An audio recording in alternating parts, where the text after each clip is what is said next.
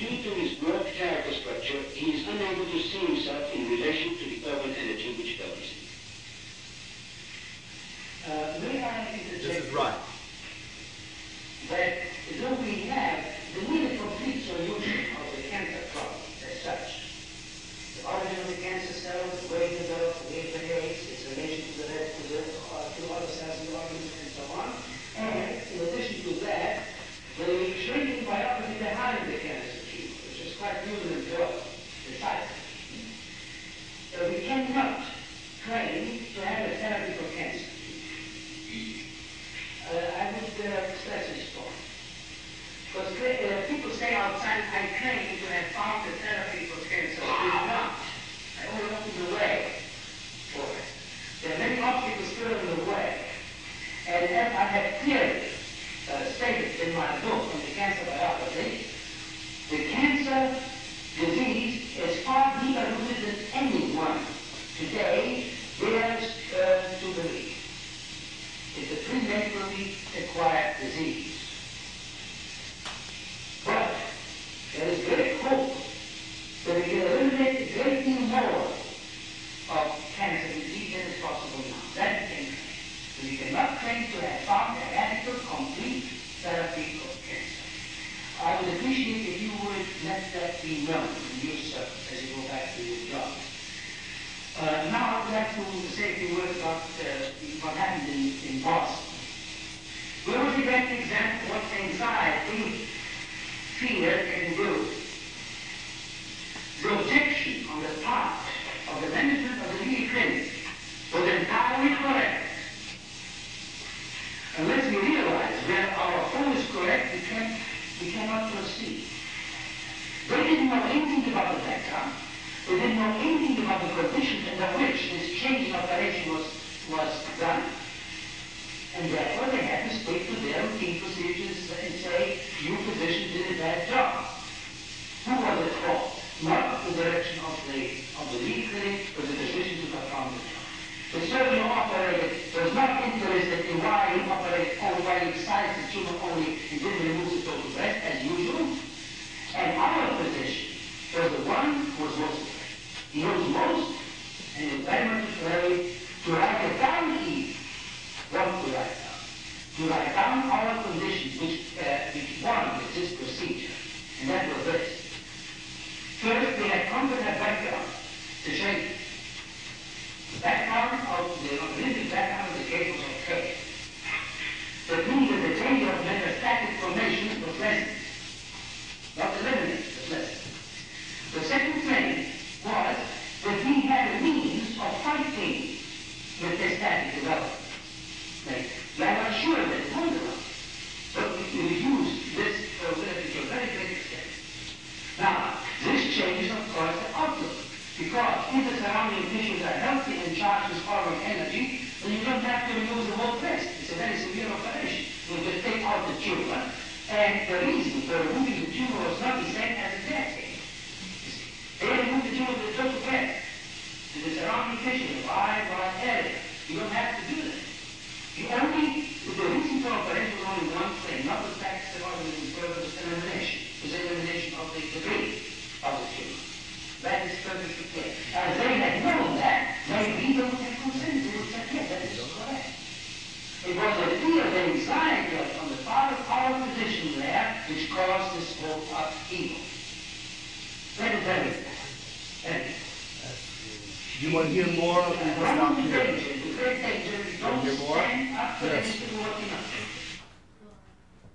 You want to hear more, or we can stop here? Basically what's happened is Reich has criticized the Orgonomists for acting irresponsibly. And this was I know in conversations with Dr. Sobey, this was the kind of thing that Reich was always faced with in terms of the people who worked with him, which was that, or some of the people that worked with him, that they would carry out procedures which he would then, his work would then get blamed for. And what they had essentially done is they had snuck into the hospital, gotten somebody to perform an operation without permission from the administration, and then when the administration was notified, they were reprimanded, and of course the physician who was presenting the case at this seminar was saying, see, this is an example of how irrational medicine is, And Reich's response, if you can follow, was that, no, this is an example of how frightened you were, how unsure and anxious you were about your work, and you proceeded in an irrational way, and the response of the administration at the hospital was absolutely correct,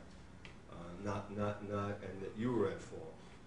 Very often, I've talked about this and heard, the response is often that Reich, and that's why I love listening to this tape, that Reich could get furious and angry. Dr. Sobey once commented that a lot of people perceive that kind of criticism as fury and anger, but in fact he was just telling them that you were wrong, and why. No, there were many other. See, whenever he did anything, like when he did cloud busting to make rain, I don't know how many people are aware of it. I was going to talk about it. Anyhow, We'll have to have you back again. hmm? We'll have to have you do this again. And around August of 1954, or something like that, the blueberry farmers in Maine, which is one of the big industry, were having a terrible drought. And it reached the point where if they didn't get rain in about 2 or 3 days, the crop was going to be ruined. And Dr. Reich had been working on producing rain around Orgonomy, which he had done quite a few times. So he contacted the blueberry farmers that he could help them with their problem. So they looked at him. They had, by the way, they had seeding done prior to that. It didn't work. And the forecast from WBZ from Boston showed no rain in 3 or 4 days. And the blueberry farmer said, okay, you can come over and do your cloud busting, whatever you want to call it. He said, I'll do it. He said, but I want some money beforehand. They looked at him.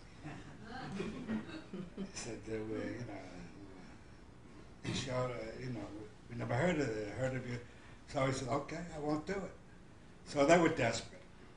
And at that time, we were 52, 53. He asked for $600, which would be like $6,000 today, I guess. And so he went there, notified the Weather Bureau in Boston and the radio station and television station in Boston. Everything, he did it out in the open. Didn't want to hide it. And he wanted them to know, too. And he drew for 2 or 3 hours the way only he could do. You just don't take the cloud bus and point them at the sky like a lot of people thought you could do. You had to have your structure, feel of the atmosphere, and he had it. Well, it's all public knowledge. It rained like hell. Yeah, it rained like hell, and the Marines came, and the blueberry crop was saved. And I can go on further. Around January, that's right, January 1953. He had been in the desert around Tucson since the previous October with the idea of studying the door condition there, because in the desert, the door creates, the door has an affinity for water and moisture. And with the door being so heavy there you get very little rain in the desert. So they really had a drought there for a couple of years, and the cattle farmers were suffering with the idea that they'd have to move away.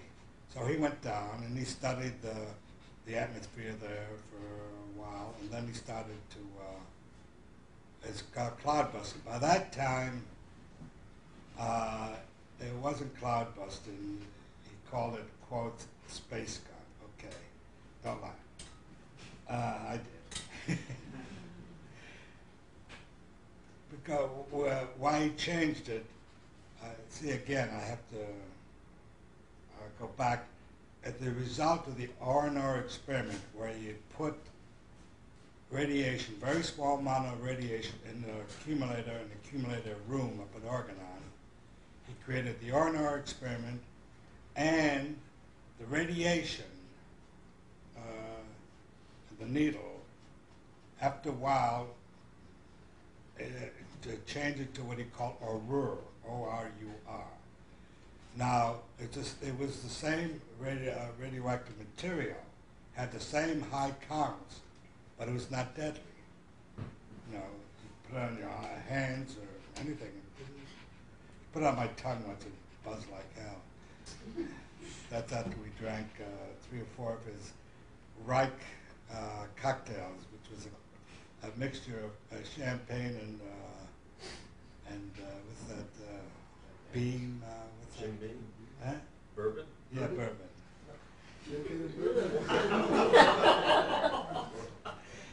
Anyhow, and the Air Force, they had a base there, and he would notify them all the time what he was doing, and the Weather Bureau, and even everybody else. He didn't want to do it, you know. Of course, they all took his information. They probably filed it in 0 file. Well, by December, it started to rain, and I, Baker, Rayfield, and Duval went down there on January 15th, and you know, see what he was doing, and went out in the desert with him. And in the morning, you could see that door, we call it a haze or pollution here, but then it was every morning. You see when you go to the desert. And he would use the cloudbuster space gun to clear up the atmosphere in different ways. And every time he did it, you wouldn't see the door haze in the desert. And he would get rain. And we'd do it in the morning, and then for lunch, there was a place where all the cowboys and ranchers went and having lunch, and we'd go there. Everybody, hi, Dr. Ike, you're going to make rain for us again, you know. And they were happy, you know. So, okay, we stayed for about a week, and the night before we left, he said, I'm going to, there were several things happened, but I want to say one thing. He said, I'm going to make some rain for you, and it won't be a desert rain where it comes down, floods and all like that. So he started during the day, and his assistant, Moise, was doing it for him at that time, watching it. Moise came in, we were having drinks, and he said, it's starting to rain. We went out, and very nice, you know, northeast type of soft rain, and kept raining. And we left about 11 o'clock. We were supposed to leave at 11 o'clock the next morning. I got up in the morning, and I had a car, and I went to the airport about 10 o'clock to bring in my car, and it's raining.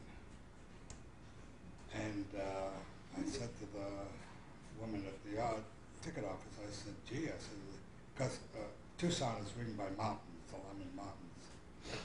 I said, is the plane going to land? Oh, sir, she said, we've never had an occasion where we couldn't take off or a plane land. And I said, oh, okay. I said, I had a wedding in New York that night, and not mine, but somebody else's. And so about 10:30, 20 to 11, you hear a plane that came in from LA, going around and around and around. And 11 o'clock comes, and it's still going around, and all of a sudden they announced that because of weather conditions, the plane isn't going to land, it's going to go on. You know, and so I called up Dr. Wright, and he was out in the field someplace. And I left a number, and he called me back, and he said,